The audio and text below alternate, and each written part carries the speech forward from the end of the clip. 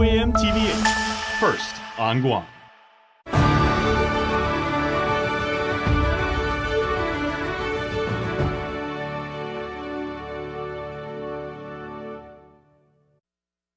KUAM News headlines are presented by Calvo's Insurance, protecting Micronesia for 85 years. Matson and the Adahi Itano program. Apply at matson.com. Cars Plus, Guam's automotive leader in sustainability and electric vehicles. Learn more at carsplusguam.com. McDonald's of Guam, I'm loving it. And King's Restaurant, serving your local breakfast, lunch, and dinner favorites for over 45 years.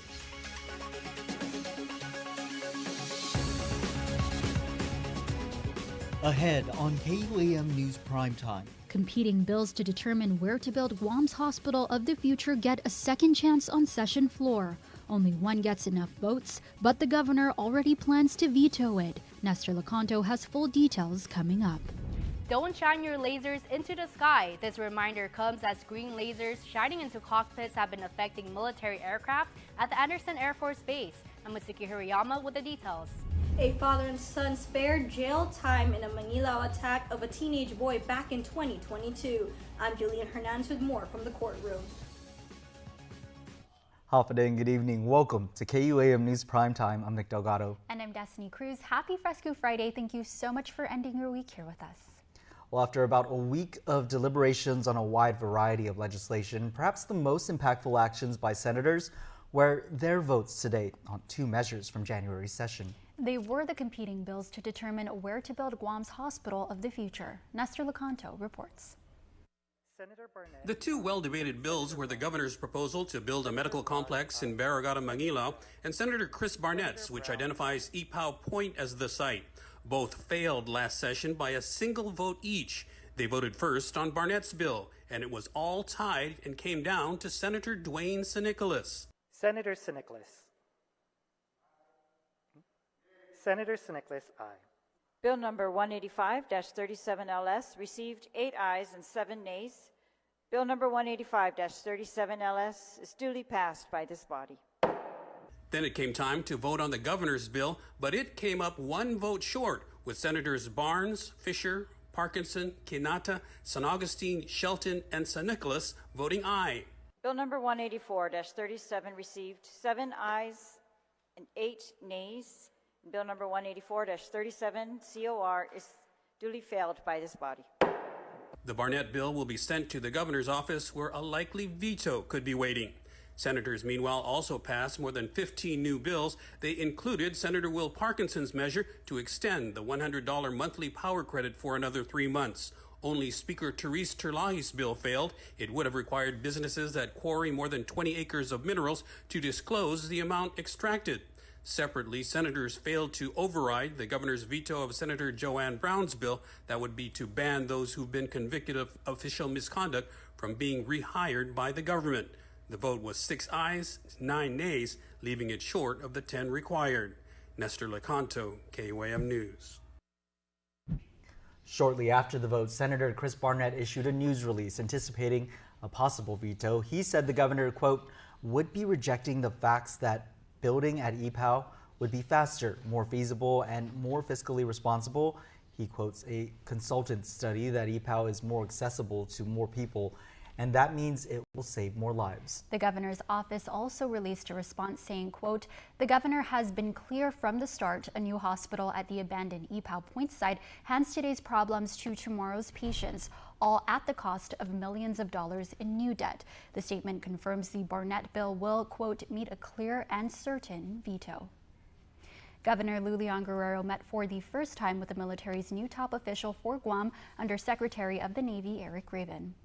Also on hand for the meeting at the Pentagon was Assistant Secretary of the Navy for Energy, Installations and Environment, Meredith Berger. According to a news release, they discussed infrastructure investments, environment, innovation, and opportunities for further collaboration. Raven and Leon Guerrero also spoke about the significance of cultural and historical interests, noting the continued need for preservation and recognition. Raven replaces Rear Admiral Gregory Huffman as the senior military official on Guam. Although the Joint Region Marianas Commander will maintain base operations oversight, Huffman says it's another indication of how Guam's growing importance. intent is a recognition of how important it is, but it's also just kind of solidifies the commitment that the Department of Defense has for all of the projects here. So elevating a very senior person in the Pentagon to this position is I think, going to be a big benefit. So he is going to be part of what they're calling the KUAM Synchronization and Oversight Council, and he'll co-chair that with the Undersecretary of Defense for Acquisition and Sustainment. And then each of the services will also have their undersecretaries as members of that council, along with the commander of the Indo-Pacific Command. So we're talking some very senior level people focused on all issues on Guam. Raven previously met with Acting Governor Joshua Tenorio during a visit to Guam in January, shortly after his appointment. Andersen Air Force Base is warning the public not to shine lasers into the sky. The military is saying there have been 4 laser incidents so far, posing a risk to pilots and potentially hundreds of passengers. There have been no injuries so far, but they want the community to know that what you may think of as just toy lasers can pose a serious risk. Mitsuki Hirayama joins us with the details.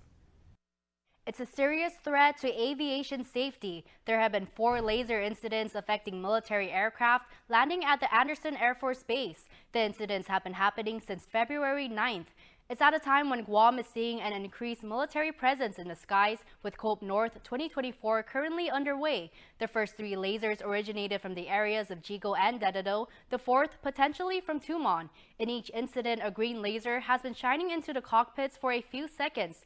There have been no reported injuries to aircrew so far, but the military base reminds the public that intentionally aiming lasers at aircrafts poses a safety threat to pilots and violates federal law. This includes high-powered lasers that can incapacitate pilots flying aircraft that may be carrying hundreds of passengers. Even what you may think of as toy laser pointers can distract pilots or cause flash blindness. The military adding the Federal Aviation Administration works closely with federal, state, and local law enforcement agencies to pursue civil and criminal penalties against people who purposely aim a laser at an aircraft. Those caught shining a laser at an aircraft can face an $11,000 fine per violation. The FAA has imposed civil penalties up to $30,800 against people for multiple laser incidents. If you have any information related to these incidents or future incidents, you're asked to contact the Air Force Office of Special Investigations at 671-366-3000.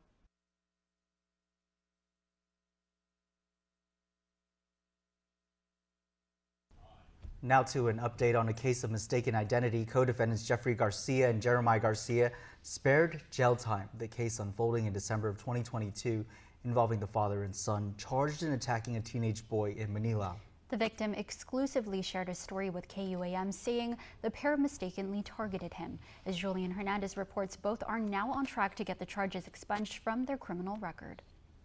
You agree? Jeffrey, yes. Jeremiah, yes. Father and son co-defendants Jeffrey Garcia and Jeremiah Garcia taking the prosecution's plea deal. And this is a plea arrangement in all cases that has been done for convenience, not because in fact they are guilty of any crime. The assault misdemeanor case going before Judge John Terlahi in Superior Court today. The case of mistaken identity getting public scrutiny after this violent video circulated online. As KUAM reported, the 17-year-old victim was walking home from his grandmother's rosary in Manila on December 2022 when he was confronted by the Garcias. The duo at the time were going after a thief they spotted on their property when they chased after the teen. The teen suffered multiple injuries as he tried to tell the Garcias they got the wrong guy. I wasn't him, and that's what bothers me. His family then spoke to KUAM seeking justice. It's something that will follow him the rest of his life. The victim's family tells KUAM today the victim has since moved back to his home island and is doing okay. The Garcias declined comment after their court hearing. Defense attorney Curtis Vandeveld says his clients took a deferred plea, meaning it will be wiped from their criminal record following a year probation. I believe that they'll be able to complete their conditions and have their cases expunged within a year, which is what the agreement is between the parties. Julianne Hernandez, KUAM News. DNA evidence collected in the murder of a 1-year-old baby boy will make its way to the FBI for testing. Defense attorneys for co-defendants Gilton and Ramongmo and Paul John Cruz appeared before Superior Court Judge Vernon Perez today. The couple are charged in connection to the death of their child. Prosecuting attorney Sean Brown told the court he received a list of items gathered at the crime scene in Dedido that could be turned over to the FBI by next week. No word on how long it would take before the results come back. Defense for Cruz continues to await a plea offer from prosecutors. Parties are back in court on March 1st. The murder case against defendant Nicholas Moore appears to be at a standstill. Moore is accused in the 2020 disappearance and killing of Michael Castro. The issue was briefly discussed today before Superior Court Judge Vernon Perez, but the murder case is being handled in another courtroom. Moore was in court today for the separate drive-by shooting case filed against him. Judge Perez is mulling over his call for a mistrial after defense argued Moore was denied his right to a public trial. Separately, Moore is facing allegations for having sex with a minor. It was said in court today that case could go to trial later this year. He is scheduled to appear back in court on March 22nd. Time for a quick break, but first a note from a viewer following the 4-car crash at Deadman's Curve in Adelup Thursday. The crash sending one person to the hospital with minor injuries. It also caused major traffic delays. That's right. In the past 6 months, residents reported seeing more than a handful of crashes, with at least one of them turning deadly. Tonight, a member from the Asin community reached out to KUAM, asking drivers to please be very cautious when passing through that area. A simple request that could keep drivers and passengers safe and prevent another life from being lost. Be safe out there, Guam. We'll be right back. Half-a-day Fresco Fridays on KUAM News. Presented by Fresco Clothing, original custom design apparel of Guam and the Marianas. Located in Hagåtña, just across from the Gani Shopping Center. Troy Polamalu Safety, a.k.a. the Quiet Storm. Troy's seen more out of the corners of his cold steel eyes than most mortal men have seen straight on. The last thing an offense would witness? A fury of flowing mane, incoming at high speed. Hey! Cat-like quickness and supernatural instincts like Troy's only come once in a lifetime. And oh, how grateful we are that they came in ours. No one made the beloved burg of Pittsburgh feel quite as safe as this safety. The Hyundai Tucson with advanced safety and tech, because even safeties could use a little more safety themselves.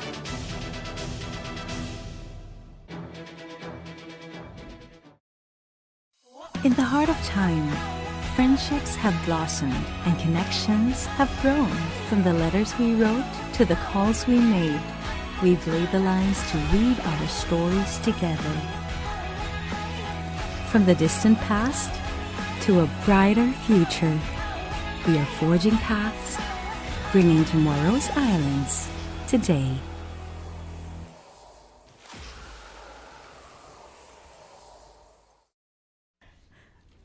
Welcome back to Prime Time. A regional conference on Saipan this week brings regional leaders together to discuss the most pressing environmental challenges in the Pacific. Regional correspondent Tomas Menglotnya reports.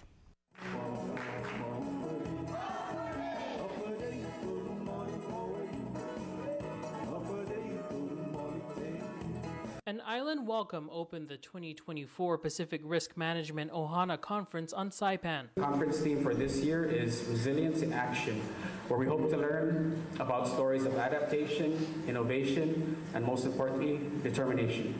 The two-day event brought regional leaders together to discuss disaster recovery, disaster preparedness, incorporating traditional knowledge into management, and sustainable development practices. The truth about rising sea level and climate changes and changing weather patterns are and should be our everyday agenda.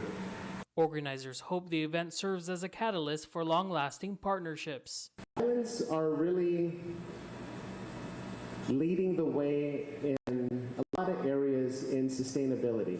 Tomas Menglotnya, KUAM News, Saipan. An opportunity to shine the spotlight on island businesses promoting the spirit, the language, and rich culture of Guam. Jonathan Charfres has more. Competition Kametsu Inatan Igen Nes Chamorro. according to Commission Ifino Tomorrow, is an opportunity to celebrate cultural leaders in the private sector and encourage local business to take on the mantle of authentically and appropriately promoting the language, culture, and knowledge of the Tomorrow people. Special Projects Coordinator Dakota Camacho. We noticed that the main place that we see it nowadays is in the education system, even in people's homes. But we need to grow the places where we appreciate and use the Chamorro language so that there can be opportunities for people to see, hey, me learning the language and using it in my daily life is something that brings value to my life here on Guahan and maybe even abroad. There will be 3 categories: cultural ambiance, Fino Tomorrow, and events. Member Dr. Robert Underwood. These categories, the domains of language, you go through your day and you use language and you compartmentalize that. And I think our responsibility and through this contest is we want to expand it so that Guam Hotel Restaurant Association, so that GVB, so that the Chamber of Commerce have buy-in and understand that it's good for business as well as it's better for the Chamorro language. And if there is anything that they want to get out to those watching? There's something dramatic going on in this island. There really is. It's a renaissance. And it's a kind of another element of this renaissance that, for some of us who have been at it a while, there's been various dimensions. But there's a renaissance going on. And we're hoping to spark creativity. We're not we are not the creators. We're hoping to spark creativity. The beauty of this competition is that it's a place, it's a way to expand our imaginations. We as the Tomorrow people of this land, as the people who call this place our home, we get to build the world that we want to see. We get to make a society in which Tomorrow is uplifted and celebrated, where we hear our words and our language, the vibrations of this land flowing through us, and where we get to see where that takes us. To submit nominations, you can go to their website at linktree/Commission Chamorro. Jonagan Charfris, KUAM News. Well, it was a vibrant day at Anderson Elementary School in Jigo as the home of the Dolphins welcomed KUAM to its Black History Month celebration. It's a tradition started by Coach Jacob Dowdell that lives on with the school community. It's what Anderson Elementary School coins a learnabration, a celebration of learning in honor of Black History Month.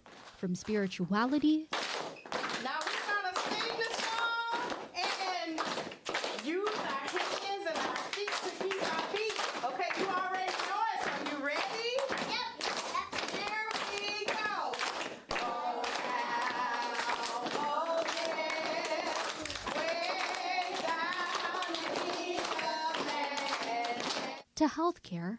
In 1979, General Johnson Brown was promoted to Brigadier General, becoming the 3rd female and first African-American woman general officer in the Army, and the first African-American chief of the Army Nurse Corps. And art, the home of the Dolphins, gaining enrichment on the significant contributions and impact Black people have had and continue to have on the world.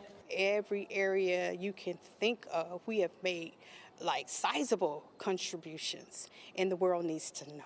Parish Coordinator LaDonna Henson, alongside airman and artist Kennedy King and nurse Marquoya Taylor, presenting at the elementary school today. I was inspired to do this because there weren't many things that went on in my school geared towards Black history and positive empowerment for Black people. It's part of my responsibility to teach our children about their rich heritage and the positive as well as the negative aspects of it. It's a responsibility to ensure the strides made by those before them aren't erased. Alma Woodsley Thomas.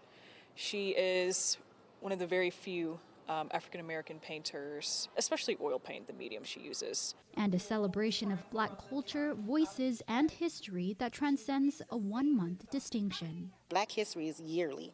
It's every day. I am Black history. She's Black history. She's Black history. So when you look at me, when you look at them, you see Black history.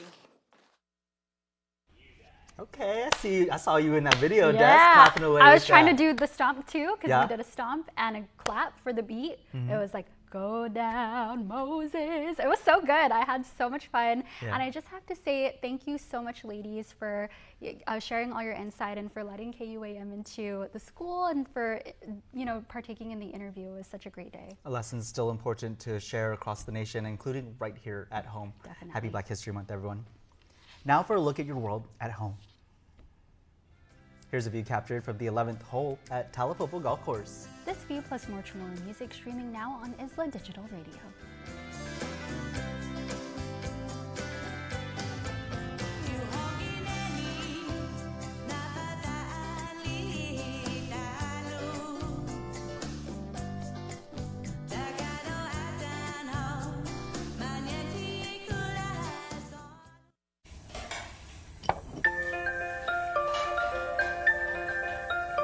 Honey, do you want some milk?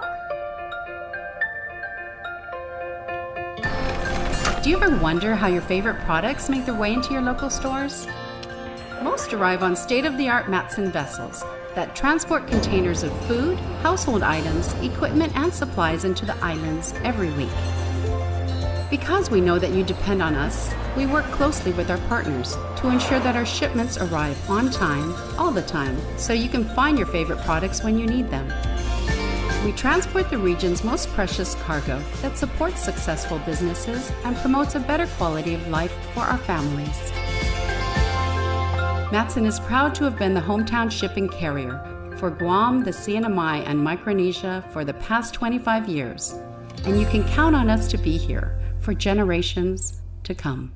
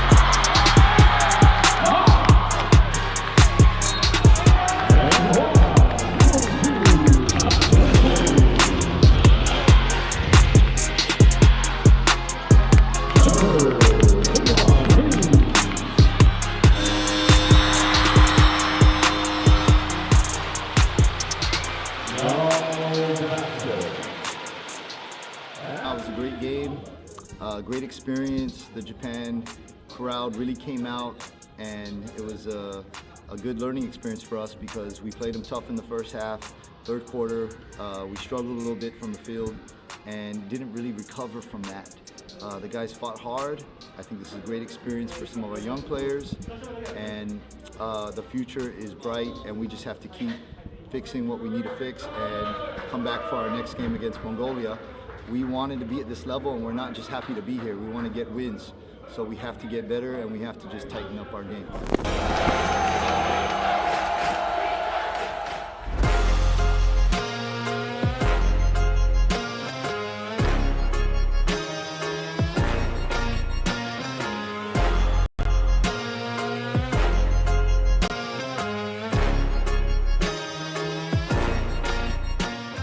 Guam is truly a majestic place with its sheer natural beauty, wealth of beaches, and culturally rich landscape. Unfortunately, Guam has a real problem with unwanted invasive species. Help us in preventing their introduction and spread.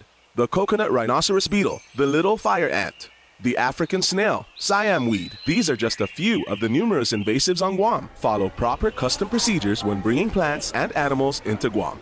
Help protect Guam. Tell your family and friends about invasive species. To report invasive species, call 475-PEST. Don't need a work break, keep the smile on your face. The moments you can't replace, and I'll be around. Whoa. You can count on me. You can count on me for life. Wherever life takes you, we're always here for you. Calvo's Insurance. Count on us for life. What's up, guys? We just got it. Oh, too close. Foodie Call, brought to you by So Good. Try us and make your Friday so good. Hello. Happy day, guys. We just got another call, and today our homies from Perisco are making us something special today. So let's go and check it out.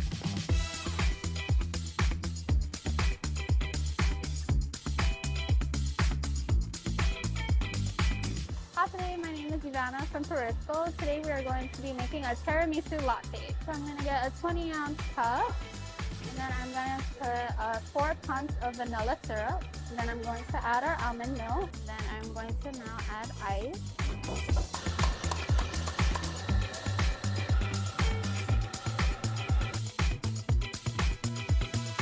And now I'm going to put a double shot of espresso. And then I'm going to add our cream cheese foam. And now I'm going to top it off with our cocoa powder. And then this is our tiramisu latte. Today, our beautiful drink is a tiramisu latte that has vanilla espresso substituted with So Good almond milk and topped off with a cream cheese cold foam on top. Go give it a try. First sip.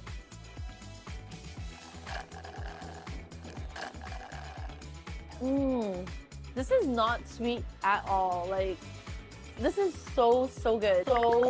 So good. And what I love the most about this is that it was made with So Good milk. So if you're an almond milk girly, this is definitely yours. Thank you so much again for joining me in today's edition of Foodie Calls.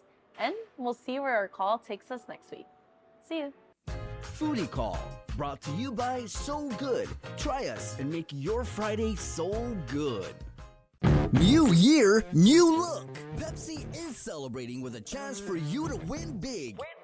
Purchase 2 12-packs at participating stores island-wide to get your entry form. 40 winners will score $400, and 1 grand winner will take home $4,000. $4,000? Yeah, $4,000. Don't miss out. Promotion valid until March 3rd, 2024. Cheers to a refreshing start with Pepsi. No purchase necessary. See Fresh One for details.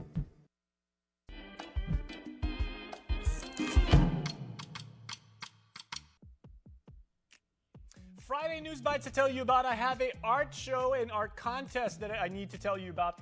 You know who's really good at art? Jim Henson. That's why I'm wearing the shirt today. But this is an endangered species art contest. All high schoolers are invited to participate. Make sure to submit your stuff by March the 8th. There are cash prizes, and you can show how you want to save these absolutely amazing animals. Do get involved with that. Also coming up, a senior showcase for our friends over at the University of Guam. They're in their last year, so they're going to put it all on the line. They want to show you what they have been studying, higher education, creativity, talent. It's all on display March 7th through 9th starting at 10 p.m. And then Chat and Chessa is happening up in the CNMI. Make sure to check that out. Garapan is where it's happening, February 28th over at 6 p.m. That is what's happening on News Bites. Have a fantastic weekend, you guys. Thanks, Jace. Now to your Cold Stone Creamery Birthday Club shout-out submitted on KUAM.com. And the winner of a yummy ice cream cake.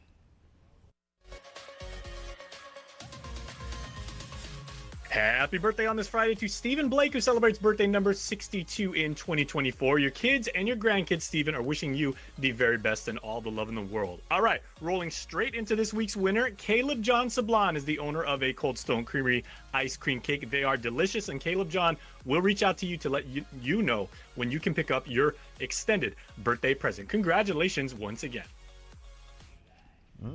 Yummy there. He's going to get that cake because we got our fill today too. Yes, we did. Happy anniversary, guys. Yeah, happy anniversary, Jules and Sean, and happy birthday to everyone celebrating out there today. That's your primetime show. Thanks for watching. I'm Nick Delgado. And I'm Destiny Cruz. Have a safe weekend and stay beautiful.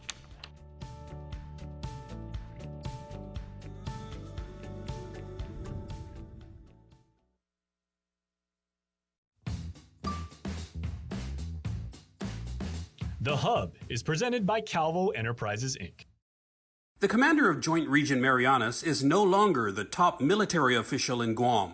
Political concerns in the Indo-Pacific have prompted Washington and the Defense Department to raise the level of oversight. And now the Undersecretary of the Navy, Eric Raven, is in command.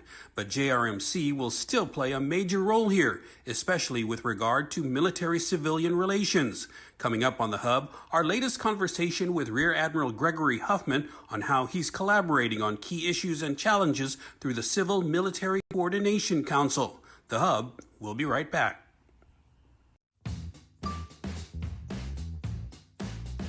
The Hub is presented by Calvo Enterprises, Inc. Guam's auto appearance specialist, Elegant Reflections, has been providing the automotive industry with professional detailing and car care products at its highest quality, from complete detailing, full interior detailing, exterior detailing, headlamp restoration, hand washing, seat and carpet shampoo, engine degreasing, undercarriage cleaning, paint sealant, fabric protection, paint oxidation removal, and so much more. Visit us at our new location. Call 646-5555 for an appointment. Elegant Reflections, Guam's auto appearance specialist, over 20 years of experience. In the heart of time, friendships have blossomed and connections have grown. From the letters we wrote to the calls we made, we've laid the lines to weave our stories together. From the distant past to a brighter future, we are forging paths, bringing tomorrow's islands today.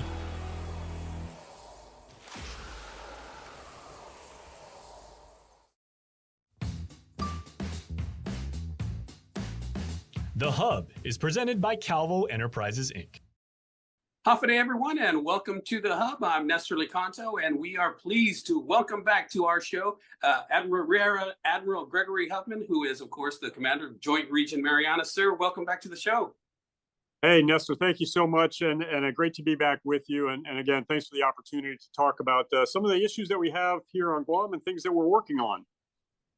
Yeah, you recently met with the Civil Military Coordination Council, and I was wondering if you could just explain what that is and then what are some of the initiatives that you guys are working on. Absolutely, and as I mentioned last time, I was going to give you some feedback on that. So we did have that Civil Military Coordination Council, and really that is a meeting that we have with the governor and her staff, along with other folks from, say, GPA, GWA, other agencies. And we bring in our staff here from JRM and really get after a lot of issues.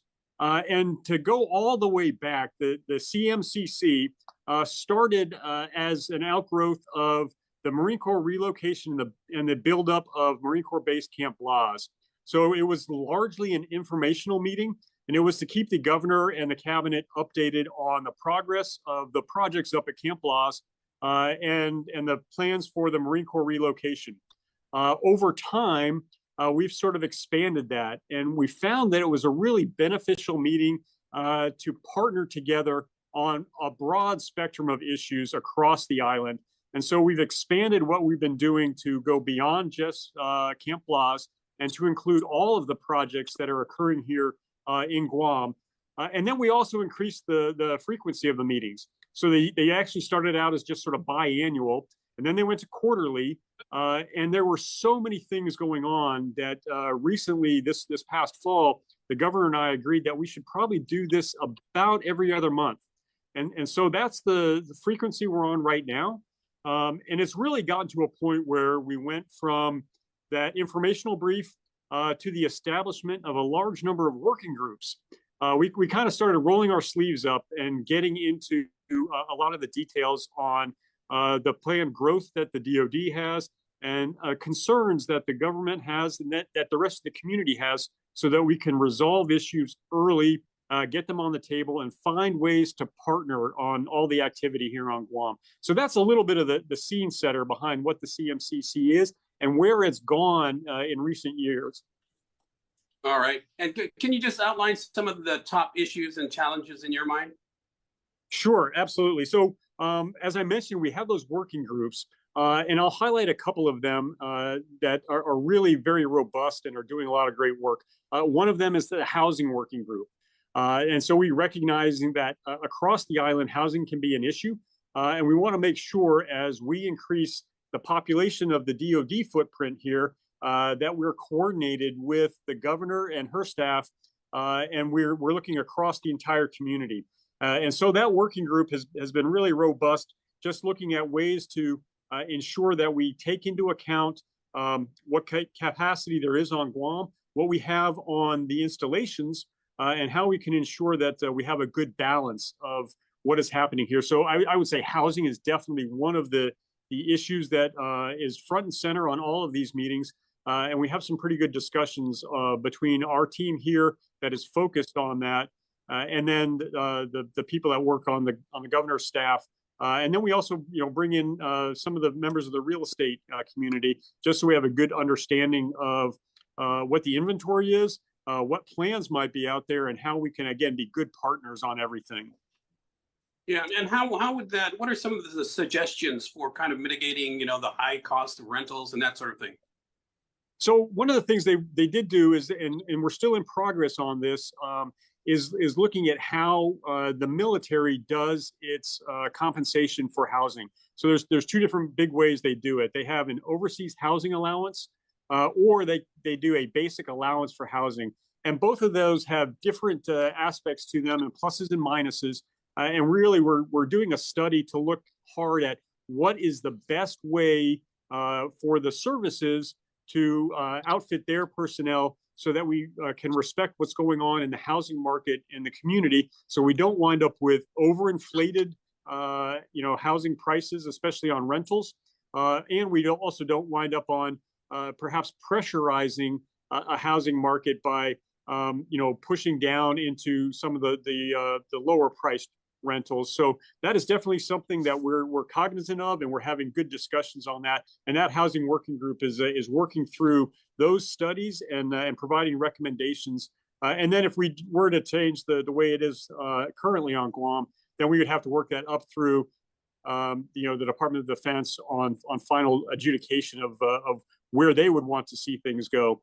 I would say currently right now here on Guam, we do an overseas housing allowance for military members. And then the alternative would be potentially to switch to a basic allowance for housing.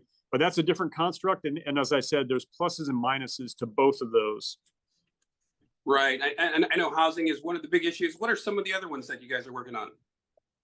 I think one of the really big success stories is our environmental working group. With all the construction going on here on Guam, the environmental aspect of it is a really, really big piece of everything we're doing. And the team here at Joint Region, and then at the installations as well, has a very robust environmental staff, whether it's archaeologists or biologists or environmental experts. And they work closely with the Guam EPA and with the State Historic Preservation Office. And so an example of how that working group has been successful is we have actually provided and paid for liaison officers, liaison personnel from the DoD side to be embedded on the Guam EPA office and also on the SHPO's office, on the State Historic Preservation Office, so that we have archaeologists, we have biologists, we have environmental experts teamed up together. And I think that's been a big success story as far as the relationship they've been able to build out so that as we do more construction here on the island, and we have projects going on across the entire scope of the island, that we have the environmental impacts well understood and well mitigated. And so that's where you see a lot of the good work that those people are doing, whether it's invasive species that they're worried about, whether it's endangered species, or whether it's as we're perhaps disturbing the surface of the ground, that we actually look for cultural artifacts. And that's where that expertise comes into play. So I think we have 3 people embedded as liaisons in both the Guam EPA office and the Historic Preservation Office. And that has been a real success story, I think, in terms of building out efficiencies, building out understanding, and then ensuring that everything we're doing is meeting everybody's concerns, and we've got good mitigations and good plans in place. Yeah, I know that over recent years, one of the issues, as you mentioned, has been the treatment of ancient remains and burials. Has that been pretty much what am I trying to say? Has that been pretty much standard for the military? There has not changed at all the position? Absolutely. We are very, very aware of the cultural historical significance of everywhere on Guam. And so as we come across any potential sites, we stop work immediately. We bring in the archaeologists and the experts, and we do analysis of what we might have there, and basically elevate that up so that if there is an area of cultural significance, we can treat it appropriately. One of the examples is over at Marine Corps Base Camp Laws. We've actually set up a memorial over there and had a dignified ceremony, I think it was about a year or so ago, where they had found a fairly, I don't want to say extensive, but they found a cultural area of cultural significance, and they were able to set that aside and make that a memorial, and kind of work around that and ensure that we are aware of everything that's going on there, and provide the proper level of respect. And then the military also funded a repository over at, I think it's at University of Guam, where we partner with the folks there to be able to take artifacts and other finds, do research on them, but also have a good collection, so we can build out a better understanding of the culture here and the historical episodes that happened over the years. So that's kind of I think a good news example of what goes on at the CMCC. All right. Admiral, last time you were on, we also talked about Dodea schools, and there's been a little bit of confusion over just exactly how that's going to transpire. Could you provide some more clarity as to, when the military dependents transfer over from Okinawa, how are they going to be absorbed, or are they going to be absorbed into Guam Department of Education, or will it be still a Dodea function? So, in the meetings I've had with the Dodea leadership out here in the Pacific, they are looking now at keeping everything just in the Dodea system. And then when it comes to, especially with the folks coming from Okinawa, a large number of those personnel coming here will be rotational forces.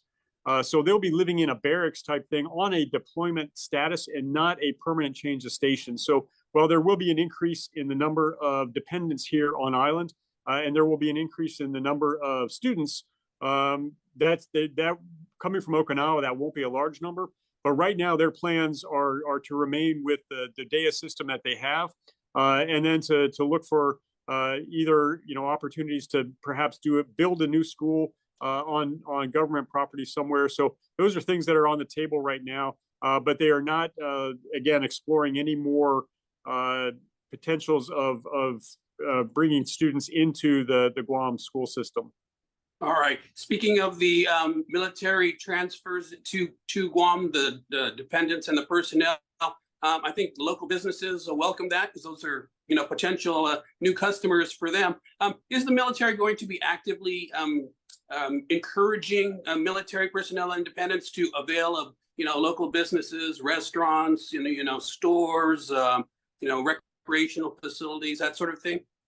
Absolutely. On many different levels, that is one of the fundamental things that we do encourage all the personnel who come here. So when a new personnel come to the island, both they and their dependents will go through an introduction course here on the culture, on just everything unique about Guam, some of the laws and just how to get around, just to be good citizens and good partners. And then as part of that, we do encourage folks to get out in town to enjoy what they're doing throughout the entire region and experience all the great things that are here on Guam. So that is definitely a part of it. And so I think as we see, a buildup of our personnel, we'll also see more folks out in town and enjoying that. And then the other aspect of it is when we have exercises or ship visits. I think everyone recognized just a week or so ago the carrier strike group was in town, and I know a lot of the businesses had a big influx of sailors up in Tumon, especially. And I talked to a lot of the leadership from that strike group, and they really, really enjoyed themselves here. They were just encouraged by the warm welcome they got, and then a great opportunity to enjoy all of the benefits here on Guam, whether it's getting out to the restaurants and the stores and the shops in Tumon, or whether it's enjoying the beaches or getting out and hiking. I know a lot of folks did some outdoor activities, so great for them coming from colder climates to get a chance to enjoy the beautiful weather here in Guam. Yeah, anecdotally, I've spoken to a lot of business owners, and they are looking forward to that extra shot in the arm with the additional military personnel and dependents that'll be coming to Guam. All right, Admiral, we need to take a quick break, but we'll be back with more of our discussion with Rear Admiral Gregory Huffman right after this break.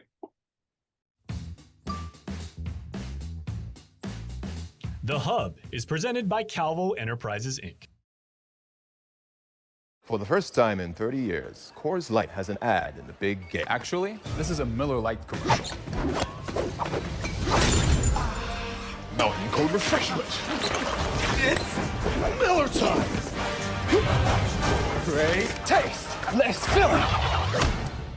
Cold as the Rockies. Coors commercial. Miller commercial. Actually, it's a Blue Moon commercial. Oh, yeah. Hot honey pizza and wings from Pizza Wahat. Pizza Wahat. Pizza Wahat. Hot honey pizza and wings. It's the first new flavor to make you say, pizza what? Brian Dawkins, safety, AKA Weapon X. Brian laughs at audibles, laughs. For there is nothing he does not anticipate.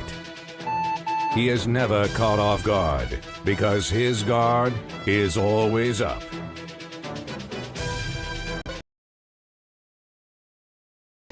Are honed like talons. Brian sees all. He knows all. Dominates all. His defensive prowess is feared the world over. The all-electric Hyundai Ioniq 5 with advanced safety and tech. Because even safeties could use a little more safety themselves. Search for your Hyundai Ioniq 5 today.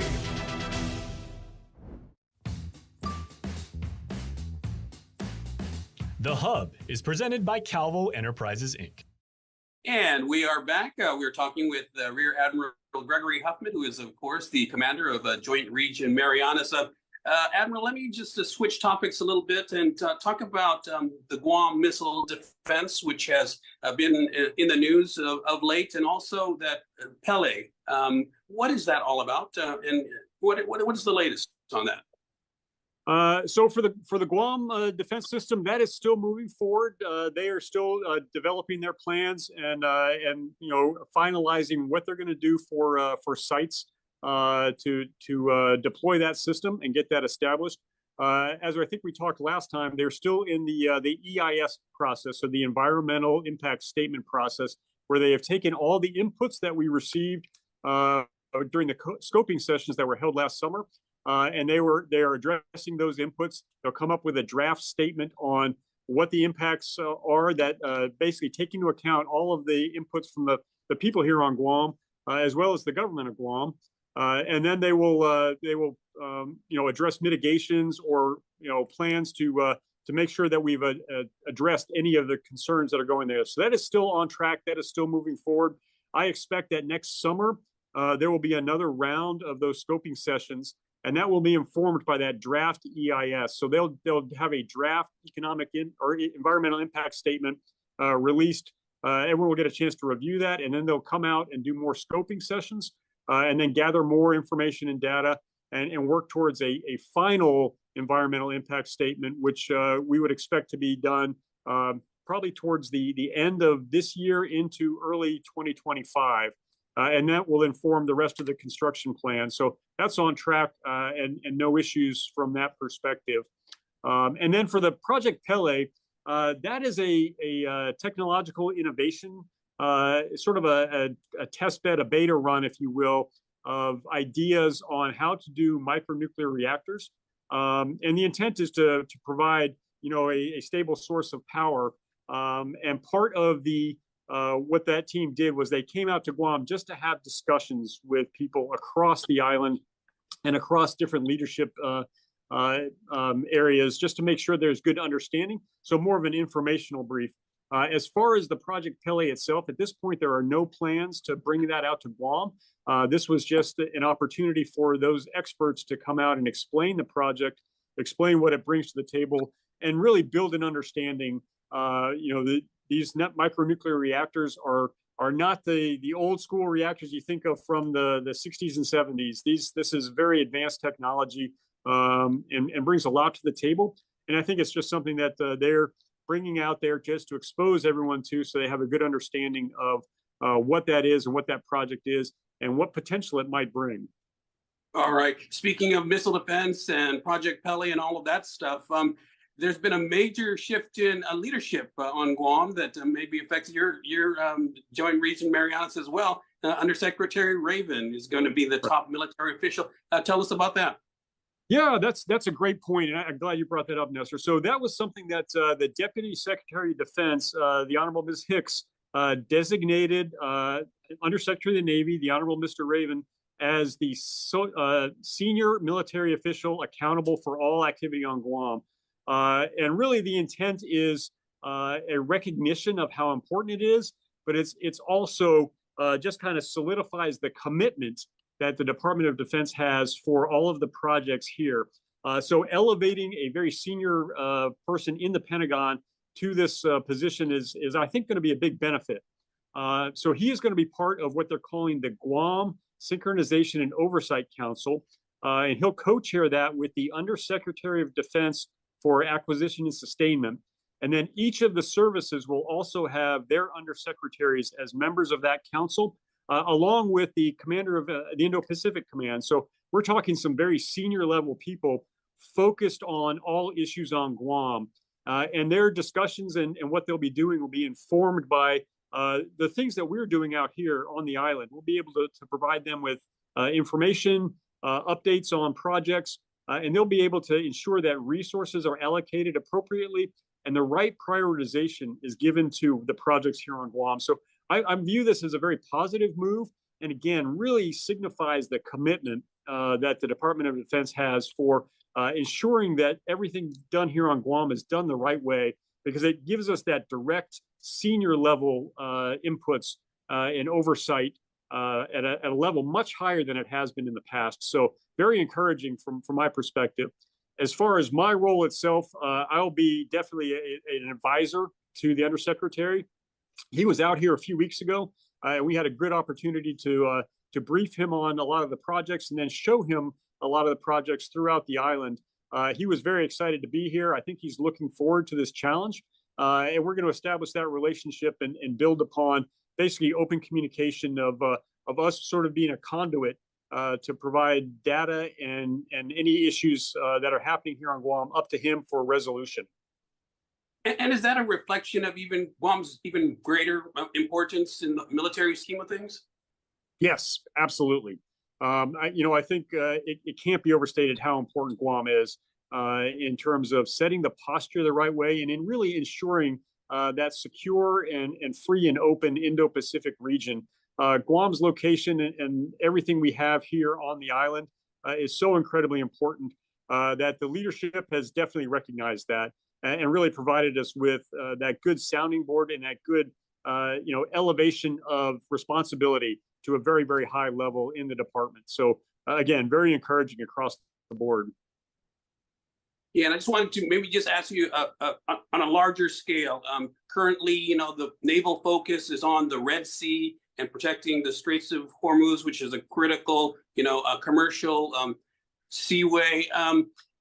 Has that focus going to diminish at all the focus here in the Indo-Pacific? No, I don't think so. We have a very robust presence across the entire theater. And any given day, we've got dozens of ships out on patrol or out on exercise.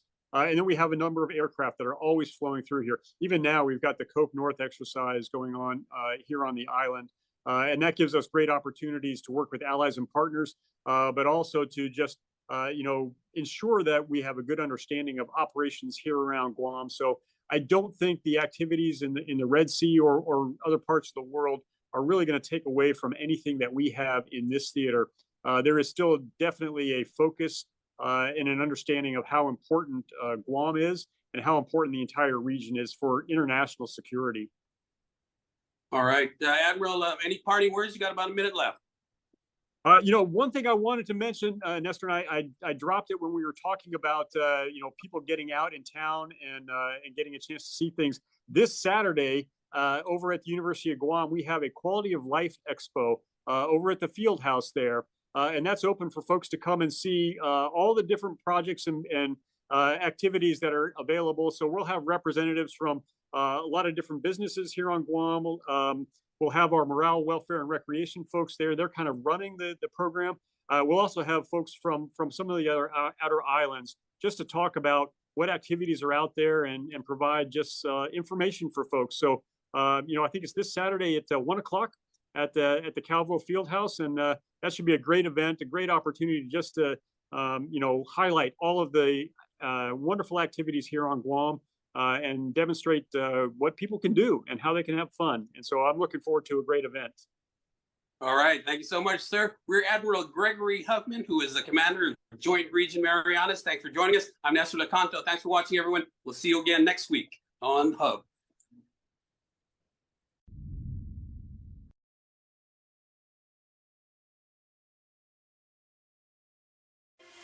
Get Papa John's delivered to you hot and fresh via the Uno Go app.